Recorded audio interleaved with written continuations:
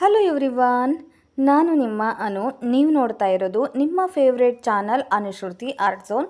Friends, ಇವತ್ತಿನ ವಿಡಿಯೋದಲ್ಲಿ ನೀವು ನೋಡ್ತಾ ಇರೋದು ನೋಡಿ, ಈ ರೀತಿ ಟವಲ್ ನಿಮ್ಮ ಮನೇಲಿ ಏನಾದರೂ ಇದ್ದರೆ ಬಿಸಾಕಲಿಕ್ಕೆ ಹೋಗಲೇಬೇಡಿ. ತುಂಬ ಸಲ ಮನೆಯಲ್ಲಿ ಹಳೆ ಬಟ್ಟೆಗಳು ಇರುತ್ತೆ, ಬಟ್ ಅವುಗಳನ್ನು ಯಾವ ರೀತಿ ಉಪಯೋಗಿಸ್ಬೇಕು, ಹೇಗೆ ಉಪಯೋಗಿಸ್ಬೇಕು ಅನ್ನೋದು ನಮಗೆ ತಿಳಿದಿರಲ್ಲ. ಅಥವಾ ಅದನ್ನು ಉಪಯೋಗಿಸ್ದೇ ಹಾಗೆ ಇಟ್ಟು ಮನೇಲಿರೋ ಸ್ಪೇಸನ್ನು ಕೂಡ ನಾವು ಹಾಳು ಮಾಡ್ತೀವಿ. ಸೊ ಆವಾಗ ನಾವೇನು ಮಾಡ್ತೀವಿ, ಇದನ್ನು ಹಾಗೆ ಬಿಸಾಕ್ಬಿಡ್ತೀವಿ ಅಲ್ವಾ. ಇದನ್ನು ಬಿಸಾಕೋ ಬದಲು ಹೀಗೆ ಮಾಡಿ, ನಾನು ತೋರಿಸ್ಕೊಡೋ ರೀತಿಯಲ್ಲಿ ನೀವು ಉಪಯೋಗಿಸ್ಬಹುದು. ನೋಡಿ, ನೀವು ದೊಡ್ಡದಾದಂತಹ ಟರ್ಕಿ ಟವಲನ್ನು ಕೂಡ ಯೂಸ್ ಮಾಡಬಹುದು. ಅದನ್ನು ಕಟ್ ಮಾಡಿಬಿಟ್ಟು ಯೂಸ್ ಮಾಡಬಹುದು. ನನ್ನ ಹತ್ರ ಇಲ್ಲಿ ಚಿಕ್ಕದಾಗಿರುವಂತಹ ಕೈ ಒರೆಸ್ಕೊಳೋಂತಹ ಟವಲ್ ಇತ್ತು. ಸೊ ಹಾಗಾಗಿ ಇದನ್ನು ನಾನಿಲ್ಲಿ ಬಳಸ್ತಾ ಇದ್ದೀನಿ. ಇದೇನಕ್ಕೆ ಬರುತ್ತೆ, ಇಷ್ಟು ಚಿಕ್ಕ ಟವಲಲ್ಲಿ ಏನು ಮಾಡ್ತಾರೆ ಅನ್ಕೋತಿದ್ದೀರಾ? ಫುಲ್ ವಿಡಿಯೋ ನೋಡಿದರೆ ನಿಮಗೆ ಖಂಡಿತವಾಗ್ಲೂ ಅರ್ಥ ಆಗುತ್ತೆ. ಹಾಗೆಯೇ ಈ ವಿಡಿಯೋ ಇಷ್ಟ ಆದರೆ ಮರೀದೇನೆ ಲೈಕ್ ಮಾಡಿ. ಹಾಗೆ ವಿಡಿಯೋ ನಿಮಗೆ ಯೂಸ್ ಆಗುತ್ತೆ ಅನಿಸಿದರೆ ನಿಮ್ಮ ಫ್ರೆಂಡ್ಸ್ ಆ್ಯಂಡ್ ಫ್ಯಾಮಿಲಿಗೂ ಕೂಡ ಶೇರ್ ಮಾಡಿ. ನೋಡಿ, ಈ ರೀತಿ ಟವಲ್ಗಳು ಮನೆಗಳಲ್ಲಿ ಇದ್ದವಾಗ ನೀವೇನು ಮಾಡಿ, ನಾನು ತಿಳಿಸ್ಕೊಡ್ತಿರೋ ರೀತಿಯಲ್ಲಿ ಉಪಯೋಗಿಸಿ. ಹಳೇದಾಗಿದ್ದರೆ ಅವುಗಳನ್ನು ಹಾಗೆ ಬಿಸಾಕ್ಲಿಕ್ಕೆ ಹೋಗಬೇಡಿ. ನೋಡಿ, ಫಸ್ಟ್ ನಾನೇನು ಮಾಡಿದ್ದೀನಿ, ಇದನ್ನು ಈ ರೀತಿ ಮಡಚ್ಕೊಂಡ್ಬಿಟ್ಟು ನಾನೀಗ ತೋರಿಸ್ತಾ ಇದ್ದೀನಲ್ಲ, ಅಲ್ಲಿ ಮಾತ್ರ ನಾನು ಈಗ ಸ್ಟಿಚ್ಚನ್ನು ಹಾಕ್ಕೊಂಡು ಬರ್ತೀನಿ. ನೋಡಿ, ಇಲ್ಲಿ ನೀಟಾಗಿ ಒಂದು ಸ್ಟಿಚ್ಚನ್ನು ಹಾಕ್ಕೊಂಡು ಬನ್ನಿ. ಈ ರೀತಿ ಮಡಚಿಬಿಟ್ಟು ಸ್ಟಿಚ್ ಮಾಡೋದನ್ನು ತೋರಿಸಿದ್ರೆ ವಿಡಿಯೋ ತುಂಬ ಲೆಂತಿ ವಿಡಿಯೋ ಆಗಿಬಿಡುತ್ತೆ ಅಂತ ಹೇಳಿ ನಾನಿಲ್ಲಿ ಜಸ್ಟ್ ಹೇಳ್ತಾ ಇದ್ದೀನಿ ನಿಮಗೆ. ಸ್ಟಿಚ್ ಮಾಡ್ಕೊಂಡು ಬಂದು ನಿಮಗೆ ತೋರಿಸ್ತೀನಿ. ನೋಡಿ, ಈಗ ನಾನು ಹೇಳ್ದ ಹಾಗೆ ನಿಮಗೆ ನೋಡಿ, ಈ ಟವಲನ್ನು ನಾನೇನು ಮಾಡಿದ್ದೀನಿ, ಈ ರೀತಿ ಮಡಚಿಬಿಟ್ಟು ಅರ್ಧ ಭಾಗಕ್ಕೆ ಹೀಗೆ ಮಡಚಿಬಿಟ್ಟು ನಾನು ಸ್ಟಿಚ್ಚನ್ನು ಮಾಡ್ಕೊಂಡು ಬಂದಿದ್ದೀನಿ. ಹೀಗೆ ನಂತರ ನೀವೇನು ಮಾಡಬೇಕು, ಸೈಡಿಗೆ ಸ್ಟಿಚ್ ಮಾಡಬೇಕು. ನೋಡಿ, ಈ ಸೈಡ್ ಮತ್ತು ಆ ಸೈಡ್ ಎರಡೂ ಬದಿಯಲ್ಲೂ ಕೂಡ ಸೈಡಿಗೆ ಸ್ಟಿಚ್ ಮಾಡ್ಕೊಂಡು ಬರಬೇಕು. ನಾನು ಇದೆರಡನ್ನೂ ಕೂಡ ಸ್ಟಿಚ್ ಮಾಡ್ಕೊಂಡು ಬಂದು ಮತ್ತೆ ನಿಮಗೆ ತೋರಿಸ್ತೀನಿ. ನೋಡಿ, ಇವಾಗ ಸೈಡಿಗೆ ನಾನು ಸ್ಟಿಚ್ ಮಾಡಿದ್ದೀನಿ. ನೋಡಿ, ಈ ಟವಲನ್ನು ಹಾಫ್ ಭಾಗದಲ್ಲಿ ಮಡಚಿಬಿಟ್ಟು ನಾನು 3 ಕಡೆಯೂ ಈಗ ನಾನು ಸ್ಟಿಚ್ ಮಾಡಿದ್ದೀನಿ. ನೀವು ನೋಡ್ತಾ ಇರ್ಬೋದು, ಎಕ್ಸ್ಟ್ರಾ ಬಂದಿರುವಂತಹ ದಾರವನ್ನು ನಾನಿಲ್ಲಿ ಕಟ್ ಮಾಡ್ತಾ ಇದ್ದೀನಿ. ನೋಡಿ, ಇದೇನು ಮಾಡ್ತಾ ಇದ್ದಾರೆ ಪೂರ್ತಿ ಈ ರೀತಿ ಟವಲನ್ನು ತೊಗೊಂಡ್ಬಿಟ್ಟು ಮಡಚಿಬಿಟ್ಟು ಹಾಗೆಯೇ ಎಲ್ಲ ಕಡೆ ಸ್ಟಿಚ್ ಮಾಡಿದರು. ಇದರಿಂದ ಏನು ಉಪಯೋಗ ಅಂತ ಕೇಳ್ತಿದ್ದೀರಾ? ವೆಯ್ಟ್ ನಿಮಗೆ ಗೊತ್ತಾಗುತ್ತೆ ಇವಾಗ. ನೋಡಿ, ಈ ರೀತಿ ಸ್ಟಿಚ್ ಮಾಡಿದ ನಂತರ ನೀವೇನು ಮಾಡಬೇಕು, ಇದರಿಂದ ತುಂಬಾ ಉಪಯೋಗ ಇದೆ ಫ್ರೆಂಡ್ಸ್. ನೋಡಿ, ಇದು ಎಲ್ಲರ ಮನೆಯಲ್ಲೂ ಕೂಡ ಉಪಯೋಗಕ್ಕೆ ಬರುವಂತಹ ವಸ್ತುನ ನಾನೀಗ ರೆಡಿ ಮಾಡ್ತಾ ಇದ್ದೀನಿ. ಎಲ್ಲರ ಮನೆಗೂ ಕೂಡ ಈ ನಾನೀಗ ತೋರಿಸ್ತಿರುವಂತಹ ಟಿಪ್ಸು ಹೆಲ್ಪ್ ಆಗುತ್ತೆ. ನೀವೇನಾದರೂ ಈ ರೀತಿ ಮಾಡಿದರೆ ತುಂಬ ಚೆನ್ನಾಗಾಗುತ್ತೆ. ನೋಡಿ, ಈ ರೀತಿ ಮಾಡಾದಮೇಲೆ ನೀವೇನು ಮಾಡಿ, ಒಂದು ಸೂಜಿ ದಾರವನ್ನು ತೊಗೊಂಡ್ಬಿಟ್ಟು ಎಡ್ಜಿಗೆ ಮಾತ್ರ ನೋಡಿ ಇಲ್ಲಷ್ಟೇ ಒಂದು ನಾಟನ್ನು ಹಾಕ್ಕೋಬೇಕು. ಫುಲ್ ಹೊಲಿಗೆ ಹಾಕಬಾರ್ದು. ಆ ತುದಿ ಮತ್ತು ಈ ತುದಿಯನ್ನು ಕೈಯಲ್ಲಿ ಹಿಡ್ಕೊಂಡ್ಬಿಟ್ಟು ಜಸ್ಟ್ ನೋಡಿ ಎಡ್ಜಿಗೆ ಮಾತ್ರ ಒಂದು ನಾಟನ್ನು ನಾನಿಲ್ಲಿ ಹಾಕ್ಕೊಳ್ತಾ ಇದ್ದೀನಿ. ಅದು ಬಿಚ್ಚಬಾರ್ದು. ಸೊ ಹಾಗಾಗಿ ಎಡ್ಜಿಗೆ ಮಾತ್ರ ನೀವು ಒಂದು ನಾಟನ್ನು ಹಾಕ್ಕೊಳ್ಳಿ. ಈ ರೀತಿ ಎರಡೂ ಬದಿಯಲ್ಲೂ, ಈ ಸೈಡು ಹಾಗೆ ಆ ಸೈಡ್ ಎರಡೂ ಬದಿಯಲ್ಲೂ ಕೂಡ ನಾನು ಹೀಗೆ ಒಂದು ನಾಟನ್ನು ಹಾಕ್ಕೋತಾ ಇದ್ದೀನಿ. ನೋಡಿ, ಈ ರೀತಿ ರೀಯೂಸನ್ನು ನೀವು ಎಲ್ಲೂ ಕೇಳಿರಲಿಕ್ಕೆ ಸಾಧ್ಯನೇ ಇಲ್ಲ ಅಥವಾ ನೋಡಿರಲಿಕ್ಕೆ ಸಾಧ್ಯನೇ ಇಲ್ಲ. ನಮ್ಮಲ್ಲೇ ಮೊದಲು ಅಂತಲೇ ಹೇಳಬಹುದು. ನೋಡಿ, ಯೂಟ್ಯೂಬಲ್ಲೇ ಮೊದಲ ಬಾರಿಗೆ ನಾವಿದನ್ನು ತೋರಿಸ್ತಾ ಇದ್ದೀವಿ. ನೋಡಿ, ಈ ರೀತಿ ಟವಲನ್ನು ನೀವು ಹೀಗೆ ಯೂಸ್ ಮಾಡಿದರೆ, ನಾನು ತೋರಿಸ್ಕೊಡ್ತಿರೋ ರೀತಿಯಲ್ಲಿ ನೀವು ಯೂಸ್ ಮಾಡಿದರೆ ತುಂಬಾ ಹೆಲ್ಪ್ ಆಗುತ್ತೆ. ಎಲ್ಲರ ಮನೆಯಲ್ಲೂ ಕೂಡ ಉಪಯೋಗಕ್ಕೆ ಬರುತ್ತೆ ಅಂತಲೇ ಹೇಳಬಹುದು. ನೋಡಿ, ನಾನು ಈ ರೀತಿ ನಾಟನ್ನು ಹಾಕ್ಕೊಂಡಿದ್ದೀನಿ ಸೈಡಿಗೆ. ಹಾಗೆಯೇ ಇದನ್ನು ಅಲ್ಲಿ ಗಂಟು ಬಿಚ್ಚಬಾರ್ದು, ಅದು ಹೊಲಿಗೆ ಬಿಚ್ಚಬಾರ್ದು ಅಂತ ಹೇಳಿ ಒಂದು ನಾಟನ್ನು ಹಾಕ್ಕೊಂಡ್ಬಿಟ್ಟು ಅದನ್ನು ಕಟ್ ಮಾಡ್ಕೊಂಡ್ಬಿಡಿ. ನಂತರ ನಾವೀಗೇನು ಈ ಸೈಡ್ ಹಾಕಿದ್ವಲ್ವ, ಇದೇ ರೀತಿಯೇ ನೀವು ಆ ತುದಿಗೂ ಕೂಡ ಇದೇ ರೀತಿಯೇ ನೀವು ಹಾಕ್ಕೊಳ್ಬೇಕಾಗುತ್ತೆ. ನೋಡಿ, ಹೀಗೆ ಆ ಸೈಡ್ ಎಷ್ಟು ಚೆನ್ನಾಗಿ ಈಗ ನಾಟ ಹಾಕಿದ್ದೀವಲ್ವ, ಅದೇ ರೀತಿಯೇ ಸೇಮ್ ನಾವಿಲ್ಲಿ ಈ ಕಡೆನೂ ಕೂಡ ನಾವೀಗ ಒಂದು ನಾಟನ್ನು ಹಾಕ್ಕೊಂಡ್ಬಿಟ್ಟು ಬರೋಣ. ಹಾಗೆಯೇ ನಿಮ್ಮ ಮನೆಗಳಲ್ಲಿ ಈ ರೀತಿ ವೇಸ್ಟ್ ಆಗಿರುವಂತಹ ಬಟ್ಟೆಗಳನ್ನು ಹೇಗೆ ಮತ್ತು ಯಾವ ರೀತಿಯಲ್ಲಿ ನೀವು ರೀಯೂಸ್ ಮಾಡ್ತೀರಾ ಅನ್ನೋದನ್ನು ನಮಗೆ ಕಮೆಂಟ್ ಮೂಲಕ ತಿಳಿಸಿದರೆ ನಾವು ಕೂಡ ತಿಳ್ಕೊಂಡ ಹಾಗೆ ಆಗುತ್ತೆ. ಸಾಧ್ಯ ಆದರೆ ಅವುಗಳನ್ನು ನಾವು ವಿಡಿಯೋ ಮೂಲಕ ತೋರಿಸಲಿಕ್ಕೆ ಪ್ರಯತ್ನ ಪಡ್ತೀವಿ. ನೋಡಿ, ಈಗ ಆಲ್ರೆಡಿ ನಮ್ಮ ಚಾನಲ್ನಲ್ಲಿ ಹಳೆಯ ಟೀ ಶರ್ಟ್ ಇದ್ದರೆ ಏನು ಮಾಡಬೇಕು, ಶರ್ಟ್ಗಳಿದ್ದರೆ ಏನು ಮಾಡಬೇಕು, ಸೀರೆ ಇದ್ದರೆ ಏನು ಮಾಡಬೇಕು, ಹಾಗೆ ಬನಿಯನ್ ಇದ್ದರೆ ಏನು ಮಾಡಬೇಕು, 3/4 ಇದ್ದರೆ ಏನು ಮಾಡಬೇಕು ಅಂತ ಹೇಳಿ ನಾನಾ ರೀತಿಯ ವಿಡಿಯೋಗಳನ್ನು ನೀವು ನೋಡಿದ್ದೀರಾ. ಹಳೆ ಬಟ್ಟೆಗಳನ್ನು ಬೇಡ ಅಂತ ಬಿಸಾಕೋ ಬದಲು ಅದರಿಂದ ಸಿಕ್ಕಾಬಟ್ಟೆ ಚೆನ್ನಾಗಿರುವಂತಹ ಉಪಯೋಗಕ್ಕೆ ಬರುವಂತಹ ವಸ್ತುನ ರೆಡಿ ಮಾಡಿ ನಾವಾಗ ಆಲ್ರೆಡಿ ತೋರಿಸಿದ್ದೀವಿ. ಅವುಗಳನ್ನೆಲ್ಲ ನೀವು ನೋಡಿದ್ದೀರಾ. ಯಾರು ನೋಡಿಲ್ವೋ ನಮ್ಮ ಚಾನಲ್ನ ಪ್ಲೇಲಿಸ್ಟಲ್ಲಿ ಒಮ್ಮೆ ಚೆಕ್ ಮಾಡಿ, ಅದೆಲ್ಲವೂ ಕೂಡ ಅಲ್ಲಿ ಸಿಗುತ್ತೆ. ನೋಡಿ, ಈ ರೀತಿ ರೆಡಿ ಮಾಡ್ಕೊಂಡಿದ್ದೀವಿ. ಈಗ ಇದೇನಕ್ಕಪ್ಪ ಯೂಸ್ ಆಗುತ್ತೆ, ಇದೇನಕ್ಕೆ ಈ ರೀತಿ ಸ್ಟಿಚ್ ಮಾಡ್ಕೊಂಡಿದ್ದಾರೆ ಅನ್ಕೋಬೋದು ನೀವು. ನೋಡಿ, ಇದು ತುಂಬಾ ಉಪಯೋಗಕ್ಕೆ ಬರುತ್ತೆ. ನೋಡಿ, ಈ ರೀತಿ ಮಾಪ್ ಇರುತ್ತಲ್ವಾ, ಮಾಪಿಗೆ ಕೊಟ್ಟಿರುವಂತಹ ಬಟ್ಟೆ ಇರುತ್ತಲ್ವ, ಅದು ನೀಟಾಗಿ ನಮಗೆ ನೆಲ ಒರೆಸ್ಲಿಕ್ಕೆ ಆಗೋದಿಲ್ಲ. ಏನಂದರೆ ಅದು ನೆಲ ಒರೆಸಾದ್ಮೇಲೆ ಬ್ರಷ್ ಹಾಕಿ ಉಜ್ಜಕ್ಕೂ ಆಗೋದಿಲ್ಲ, ಹಾಗೆಯೇ ನೀಟಾಗಿ ಕ್ಲೀನ್ ಕೂಡ ಆಗೋದಿಲ್ಲ. ಫುಲ್ಲು ಅಲ್ಲೇನಾದ್ರು ಫ್ಲೋರ್ ಮೇಲೆ ಏನಾದರೂ ಕೂದಲಿದ್ರೆ ಅದೆಲ್ಲ ಅದಕ್ಕೆ ಸಿಕ್ಕೊಂಡ್ಬಿಟ್ಟು ಸ್ವಲ್ಪ ಕೂಡ ಕ್ಲೀನ್ ಆಗೋದೇ ಇಲ್ಲ. ಅದೇ ನೀವು ಈ ರೀತಿ ರೆಡಿ ಮಾಡ್ಕೊಂಡ್ಬಿಟ್ಟು ನೀವು ಕ್ಲೀನ್ ಮಾಡಿದರೆ, ಇದಕ್ಕೆ ಹಾಕ್ಕೊಂಡ್ಬಿಟ್ಟು ಕ್ಲೀನ್ ಮಾಡಿದರೆ ತುಂಬ ಚೆನ್ನಾಗಿ ಕ್ಲೀನ್ ಆಗುತ್ತೆ. ಹಾಗೆಯೇ ಅದನ್ನು ಮತ್ತೆ ನಾವು ವಾಶ್ ಮಾಡಿ ಮತ್ತೆ ನಾವು ಹಾಕ್ಬೋದು. ನೋಡಿ, ಈ ರೀತಿ ಅದನ್ನು ರಿಮೂವ್ ಮಾಡಿಬಿಟ್ಟು ಬ್ರಷ್ ಹಾಕಿ ಕೂಡ ನೀವು ವಾಶ್ ಮಾಡಬಹುದು. ನೋಡಿ, ಹೀಗೆ ಈ ರೀತಿ ನೀವು ಬಿಚ್ಚಾದ್ಮೇಲೆ ಅದನ್ನು ವಾಶ್ ಮಾಡಿ ಮತ್ತೆ ನೀವು ಅದನ್ನು ಹಾಕ್ಬೋದು. ನಾನೀಗ ಇದನ್ನು ಒದ್ದೆ ಮಾಡ್ಕೊಂಡು ಬಂದು ನಿಮಗೆ ತೋರಿಸ್ತೀನಿ ಹೇಗೆ ಕ್ಲೀನ್ ಮಾಡೋದು ಅಂತ ಹೇಳಿ. ನೋಡಿ, ನಾನೀಗ ಇದನ್ನು ಒದ್ದೆ ಮಾಡ್ಕೊಂಡು ಬಂದಿದ್ದೀನಿ ಬಟ್ಟೆನ. ನೀವು ಆರಾಮಾಗಿ ಬಟ್ಟೆನ ಒದ್ದೆ ಮಾಡ್ಕೊಂಡ್ಬಿಟ್ಟು ನುರಿಯಾಗಿ ಹಿಂಡ್ಕೊಂಡು ನೀವು ನೆಲನ ಒರೆಸ್ಬೋದು. ಬರೀ ಫ್ಲೋರ್ ಕ್ಲೀನಿಂಗ್ ಅಷ್ಟೇ ಅಲ್ಲ, ನೀವು ವಾಲಿಗೂ ಕೂಡ ಅದನ್ನು ಕ್ಲೀನ್ ಮಾಡ್ಬೋದು. ವಾಲ್ ಕೂಡ ನಿಮ್ಮದು ತುಂಬಾ ಚೆನ್ನಾಗಿ ಕ್ಲೀನ್ ಆಗಿಬಿಡುತ್ತೆ. ನೋಡಿ, ಈ ರೀತಿ ಟವಲನ್ನು ಹಾಕಿಬಿಟ್ಟು ನೀಟಾಗಿ ಹೀಗೆ ಅದರಿಂದ ನೀವು ನೆಲವನ್ನು ನೀಟಾಗಿ ಒರೆಸ್ಬೋದು. ಅದರಿಂದ ಏನು ಗಲೀಜಿರುತ್ತೆ ಎಲ್ಲ ಕ್ಲೀನ್ ಆಗಿಬಿಡುತ್ತೆ. ಹಾಗೆಯೇ ಈ ಅಂಗಡಿಯಿಂದ ತಂದಿರುವಂತಹ ಮಾಪಿಂದ ನೆಲ ಒರೆಸಿದರೆ ಅಲ್ಲಲ್ಲಿ ಮಾರ್ಕ್ಗಳು ಹಾಗೇ ಉಳಿಯುತ್ತೆ. ನೀರಿನ ಕಲೆಗಳು ನೀವು ಗಮನಿಸ್ತಿರ್ಬೋದು, ನೆಲ ಒರೆಸಿ ಆದಮೇಲೂ ಕೂಡ ನೀರಿನ ಕಲೆಗಳ ಮಾರ್ಕ್ ಹಾಗೆ ಇರುತ್ತೆ. ಅದೇ ನೀವು ಈ ರೀತಿ ಬಟ್ಟೆ ಹಾಕಿಬಿಟ್ಟು ನೆಲ ಒರೆಸಿದರೆ ಅದು ತುಂಬ ಚೆನ್ನಾಗಿ ಕ್ಲೀನ್ ಆಗುತ್ತೆ. ಯಾವುದೇ ರೀತಿಯ ಮಾರ್ಕ್ ಕೂಡ ಉಳಿಯೋದಿಲ್ಲ, ತುಂಬ ಚೆನ್ನಾಗಿ ಕ್ಲೀನ್ ಆಗುತ್ತೆ. ನೀವು ನೋಡುತ್ತಾ ಇರ್ಬೋದು ಇವಾಗ ಫ್ಲೋರಿಗೆ ಎಷ್ಟು ಚೆನ್ನಾಗಿ ಕ್ಲೀನ್ ಆಯಿತು ಅಂತ ಹೇಳಿ. ಇದೇ ನಾವು ವಾಲಲ್ಲೂ ಕೂಡ ನೀಟಾಗಿ ಕ್ಲೀನ್ ಮಾಡಿಬಿಡಬಹುದು.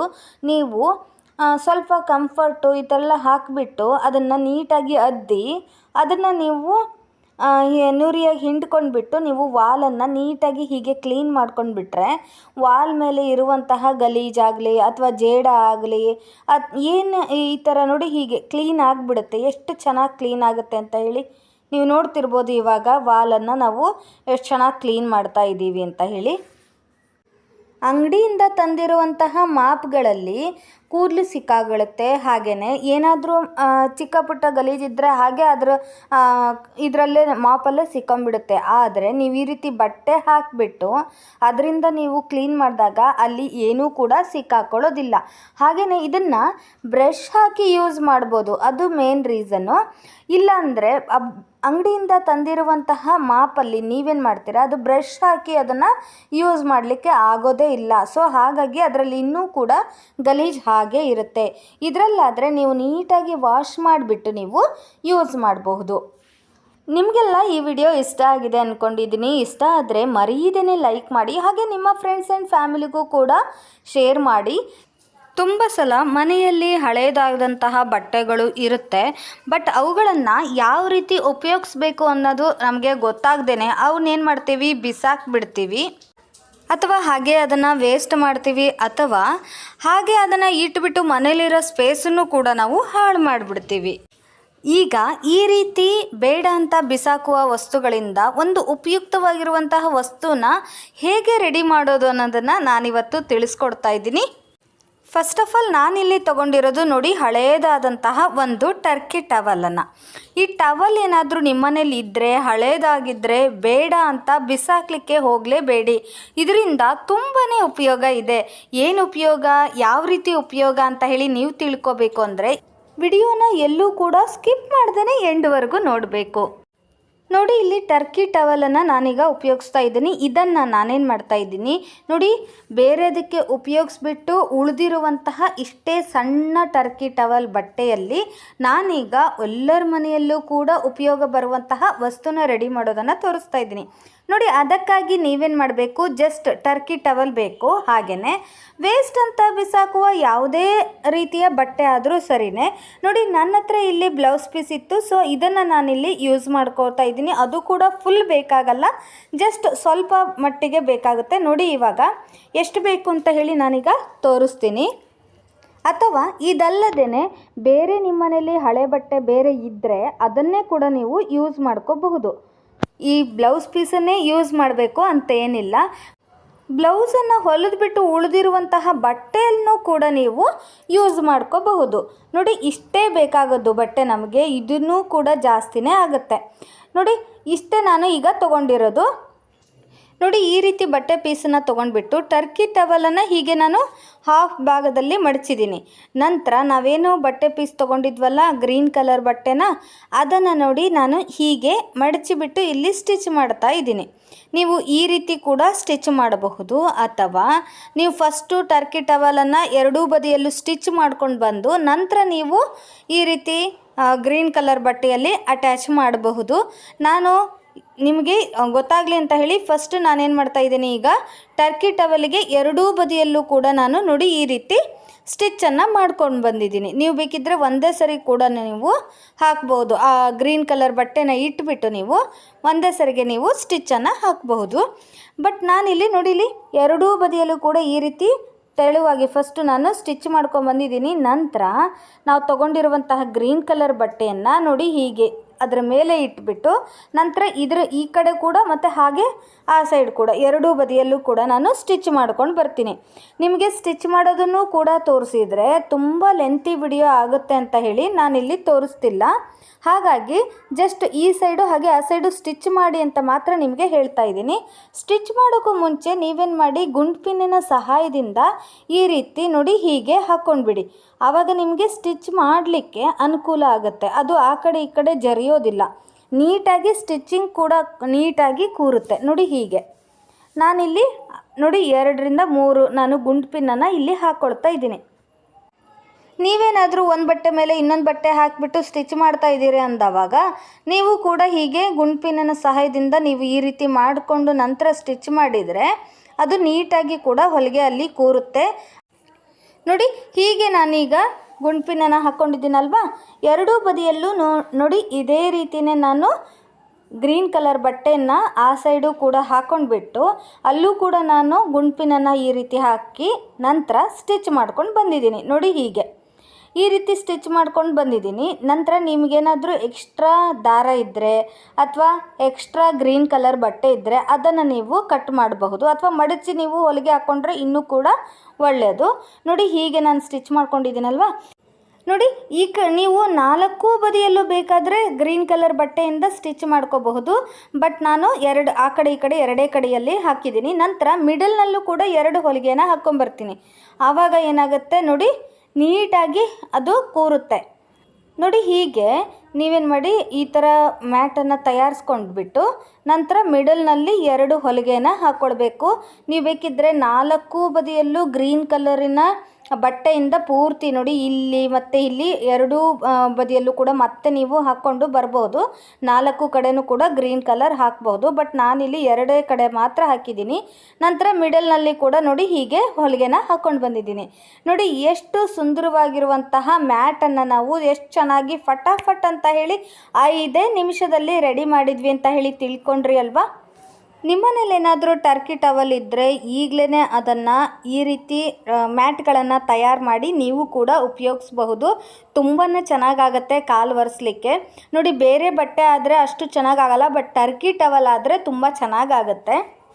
ನಿಮ್ಮನೇಲಿ ಏನಾದರೂ ಈ ರೀತಿ ಟವಲ್ ಇದ್ದರೆ ಬಿಸಾಕಲಿಕ್ಕೆ ಹೋಗಲೇಬೇಡಿ. ಈ ರೀತಿ ಮ್ಯಾಟ್ಗಳನ್ನು ನಾವು ಮಾಡಿಬಿಟ್ಟು ಉಪಯೋಗಿಸಬಹುದು.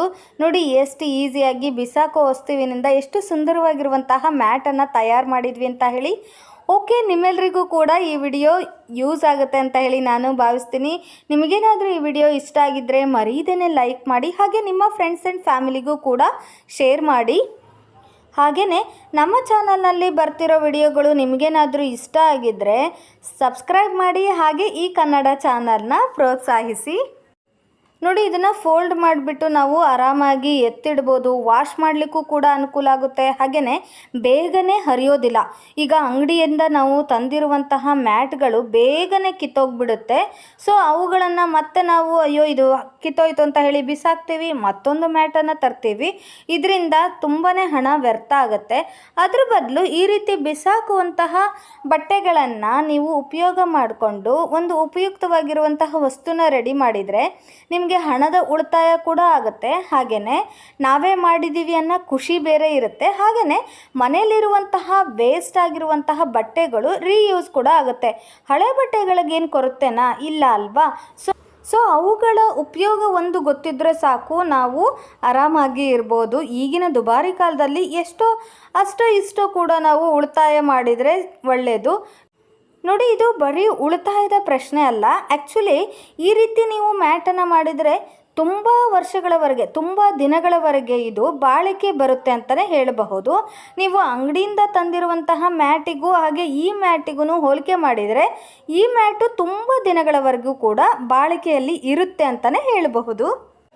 ಹಾಗೆಯೇ ಈ ರೀತಿ ಟವಲ್ಗಳನ್ನು ಉಪಯೋಗ ಮಾಡಿಕೊಂಡು ನೀವೆಲ್ಲ ಇನ್ಯಾವ ರೀತಿಯ ಉಪಯೋಗ ಪಡಿತಾ ಇದ್ದೀರಾ, ನೀವಿನ್ಯಾವ ರೀತಿ ಇದನ್ನು ಉಪಯೋಗಿಸ್ತಿದ್ದೀರಾ ಅಂತ ಹೇಳಿ ನನಗೆ ಕಮೆಂಟ್ ಮೂಲಕ ತಿಳಿಸಿದರೆ ನಾನು ಕೂಡ ತಿಳ್ಕೊಂಡು ಹಾಗೆ ಆಗುತ್ತೆ. ಓಕೆ, ಹಾಗಾದರೆ ವಿಡಿಯೋ ಇಷ್ಟ ಆದರೆ ಮರೀದೇನೆ ಲೈಕ್ ಮಾಡಿ, ಹಾಗೆ ನಿಮ್ಮ ಫ್ರೆಂಡ್ಸ್ ಆ್ಯಂಡ್ ಫ್ಯಾಮಿಲಿಗೂ ಕೂಡ ಶೇರ್ ಮಾಡಿ. ಸಿಗೋಣ ಮತ್ತೊಂದು ಇಂಟ್ರೆಸ್ಟಿಂಗ್ ವಿಡಿಯೋಂದಿಗೆ. ವಿಡಿಯೋ ನೋಡಿದ್ದಕ್ಕಾಗಿ ಧನ್ಯವಾದಗಳು.